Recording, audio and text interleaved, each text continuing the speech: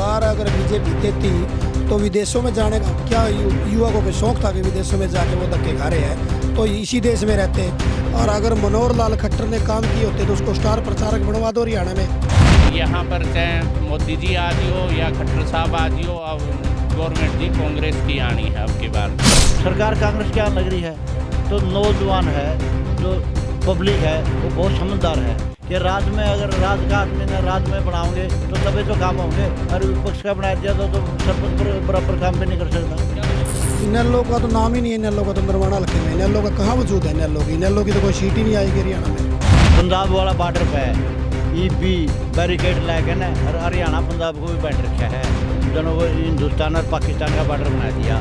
किसानों के साथ इन्होंने कितनी जाति करी है, महिलाओं के साथ कितनी जाति करी है। नरवाना में सतबीर दबलेन अब की बार भारी बहुमत से जीत दर्ज करेंगे, और हरियाणा के अंदर कांग्रेस अब की बार सरकार बनाने जा रही है। बीजेपी का कोई जनाधार नहीं रहा। बीजेपी ने ना सरपंच छोड़े, ना मेंबर छोड़े, ना किसान छोड़े, मंडी सारी बंद करने की कागार पे थी, किसानों की जमीन छीनने का षड्यंत्र था। बीजेपी ने तो कुछ किया ही नहीं, और मैं तो खुद एक सोल्जर हूँ, तो सोल्जर्स के लिए कुछ नहीं किया। इक्विपमेंट्स लेके आ रहे हैं बट सोल्जर्स के लिए क्या? आप ये अग्निवीर योजना आप देख लीजिए। नरवाना में सतबीर दबलेन की जीत होगी जी एक नंबर पर, इसमें पक्का बिल्कुल। आधी रात का समय है और नरवाना की राजनीति में तड़का लगा हुआ है। ऐसे में तमाम नरवाना विधानसभा क्षेत्र के लोग हमारे साथ मौजूद हैं, और अगर हम बात करें दबलेन गांव की तो दबलेन गांव के सरपंच भी हमारे साथ मौजूद है। सरपंच साहब, सबसे पहले आपसे ही शुरुआत करते हैं, अब की बार क्या कुछ रहेगा नरवाना में? अब की बार कांग्रेस की सरकार बनेगी और सतबीर नरवाना से विधायक बनेगा, ये सबकी पूरे हलके की यही तमन्ना है। और सतबीर बहुत शरीफ और बहुत ईमानदार कैंडिडेट है, इसने मेहनत कर रखी है और मेहनत के बलबूते पे इसने पार्टी ने इसको टिकट दिया। लेकिन बीजेपी वाले तो कहते हैं कि जीत हम हासिल करेंगे। नहीं, वो बीजेपी तो है ही नहीं, तीसरा नंबर पर बीजेपी तो, बीजेपी का तो कोई नंबर ही नहीं है। बीजेपी से तो सब खिलाफ है, बीजेपी का कोई नरवाना में कोई जनाधार नहीं है। वहीं इनेलो को कितना मजबूत मानते हैं आप? इनेलो का तो नाम ही नहीं है, इनेलो का तो नरवाना हल्के में, इनेलो का कहाँ वजूद है? इनेलो की तो कोई सीट ही नहीं आएगी हरियाणा में। कहाँ इनेलो का कहाँ है वोट बैंक का? नहीं है इनेलो के, तो वैसे अफवाह चल रही है, बस वैसे शराब बांट रहे हैं। एक और बुजुर्ग हमारे साथ, ताऊ जी क्या रहेगा आपकी बार नरवाना में? अब की बार नरवाना में सतबीर सिंह को विजय मिलेगी, पक्का? पक्का। आप एक बात बताओ, आप जो बीजेपी की बात ला रहे हो करना, इनने तो पंजाब वाला बॉर्डर पे है ईबी बैरिकेड लाके ना, और हरियाणा पंजाब को भी बांट रखा है, दोनों को हिंदुस्तान और पाकिस्तान का बॉर्डर बना दिया। किसानों के साथ इन्होंने कितनी जाति करी है, महिलाओं के साथ कितनी जाति करी है। हमारे पूरे वर्ल्ड की जो चैंपियन थी उसके साथ आप देखो ना, वो कांग्रेस में आ गई है।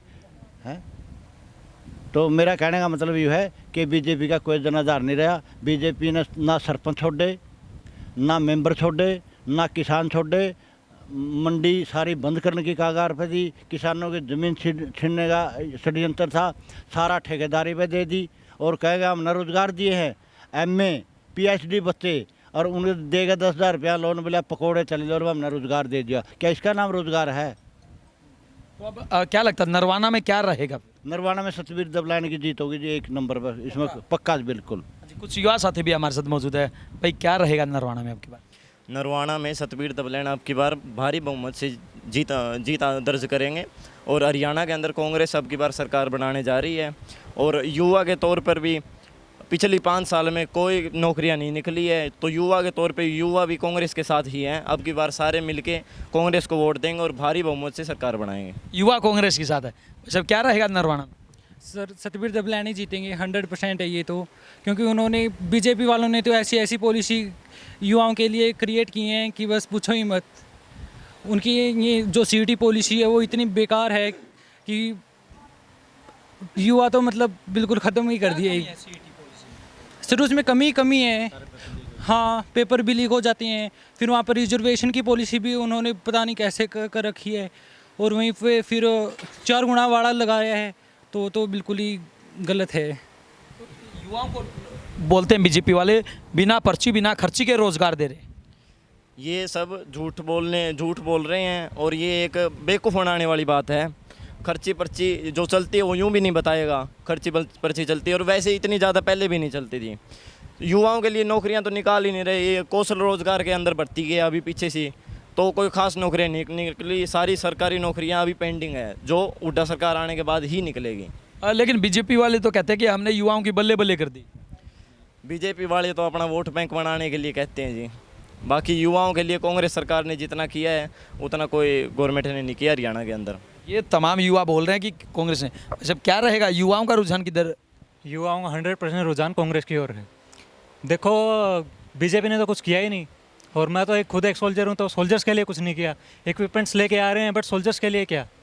आप ये अग्निवीर योजना आप देख लीजिए, इतनी बेकार योजना है। खुद मैं साथ में रहता हूँ अग्निवीरों के, कई मेरे साथ सामने वाले बिलेट में रहते बंदे, तो खुद ही बोलते हैं कि 4 साल में वो क्या कर लेंगे, बाहर आएंगे, उनके लिए जो अपॉर्चुनिटीज़ हैं वो बहुत कम है। अब जैसे मैं इंडियन एयरफोर्स का नौजवान हूँ, तो इंडियन एयरफोर्स के हिसाब से अगर मैं देखूँ तो वहाँ के अग्निवीर इतने ज़्यादा परेशान हैं बेचारे, उनको छुट्टी नहीं मिल रही है, उनके लिए बाकी सुविधाएं बहुत कम है, वो काम हमारे जितना कर रहे हैं पर उनको पे हमसे कम मिल रही है। इसीलिए मैं बोलना चाहूँगा कि बीजेपी तो बिल्कुल साफ है इस बार। सरपंच साहब, तमाम युवा जो हैं वो बोल रहे हैं कि बीजेपी ने काम नहीं किया, रोजगार नहीं दिया, बच्चों से खिलवाड़ किया है। रोजगार अगर बीजेपी देती तो विदेशों में जाने का क्या युवा को शौक था कि विदेशों में जाके वो धक्के खा रहे हैं, तो इसी देश में रहते। और अगर मनोहर लाल खट्टर ने काम किए होते तो उसको स्टार प्रचारक बनवा दो, हरियाणा में स्टार प्रचारक बनाओ उसको, वो वोट ले लेगा। तो किसान कोई जो लाठी डंडे का पानी की बौछारों का किसान वो दर्द भूल नहीं पाएंगे अब की बार।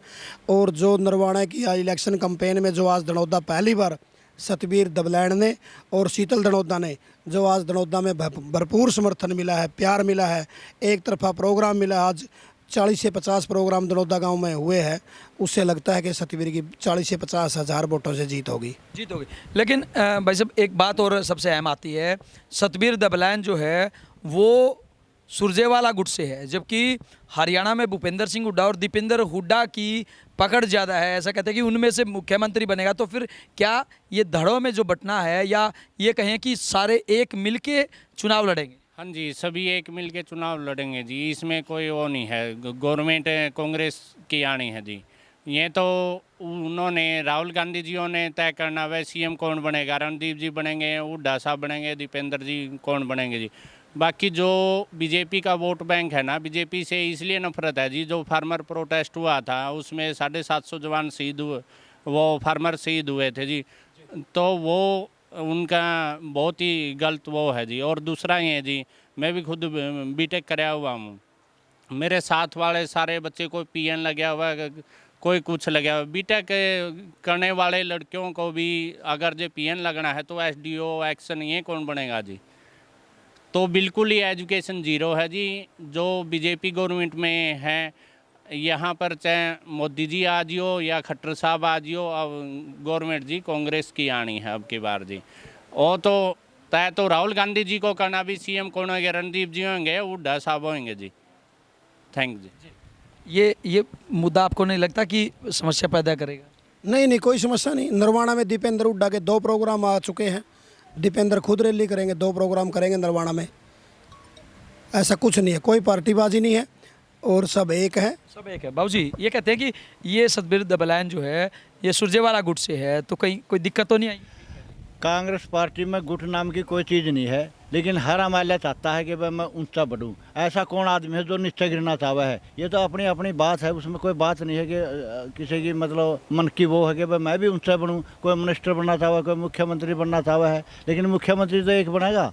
लेकिन कांग्रेस पार्टी पूरी एकजुट है, कोई भी मुख्यमंत्री बनो, कोई भी मंत्री बनो, विकास के काम खूब होंगे। सब दलबैन जी मंत्री बनेंगे, लठ भर गए मंत्री। विधायक बने भी नहीं है, विधायक बने भी नहीं है। विधायक तो समझो आप बन गए। सरकार कांग्रेस के आने लग रही है, तो नौजवान है, जो पब्लिक है वो बहुत समझदार है कि राज्य में अगर राज्य का आदमी ने राज्य में बनाओगे तो तभी तो काम होंगे। और विपक्ष का बना दिया तो सरपंच बराबर काम भी नहीं कर सकता। क्या बनेंगे? मंत्री बनेंगे, एमएलए बनेंगे, फिर मंत्री बनेंगे, पक्का। हाँ जी, ये बोल रहे हैं कि मंत्री भी बनेंगे। हाँ हाँ बिल्कुल मंत्री बनेंगे। रणदीप सिंह सुरजेवाला सतबीर को मंत्री बनाएंगे। ये सतबीर सिंह दबलैन है, ये सुरजेवाला का बहुत विश्वास पात्र आदमी है, ये बहुत वफादार है, इसने कभी फोटो नहीं बदली, कभी ये पार्टी से भागे नहीं। ये रणदीप सिंह सुरजेवाला के बहुत वफादार सिपाही है और ये रणदीप सिंह सुरजेवाला इसको मंत्री 100% बनवाएंगे और इलेक्शन भी जितवाएंगे। देखिए, समर्थक हो तो ऐसे हों, इनका कहना है कि सतबीर दबलैन नरवाना से जीत हासिल करेंगे, विधायक बनेंगे।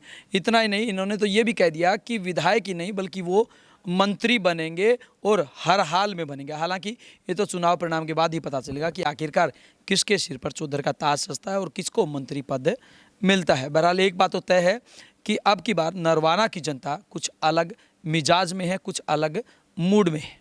वीडियो जर्नलिस्ट अमित वासिस के साथ अजय लोहान, बिंदास रहना।